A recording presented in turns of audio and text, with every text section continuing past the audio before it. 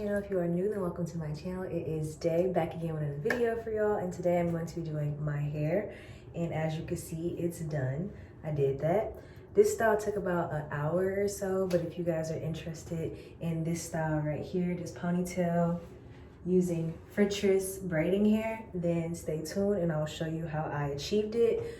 The only thing that I wish I had that I would recommend for y'all is to get those little gold accessories that you use for like braids and stuff, and I would put them right here, but I don't have any, so I didn't do that. But if you do that, it would be super cute.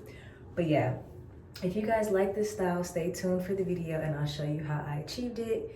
And yeah, it only took me like an hour, and that's just because I couldn't do baby hairs and they still a mess. But yeah, to say that I didn't know what I was going for or what I was doing, it came out pretty cute. I just did something kind of quick and easy for work tomorrow. So if you like this ponytail style, then make sure you stay tuned and I'll show you how I achieved it.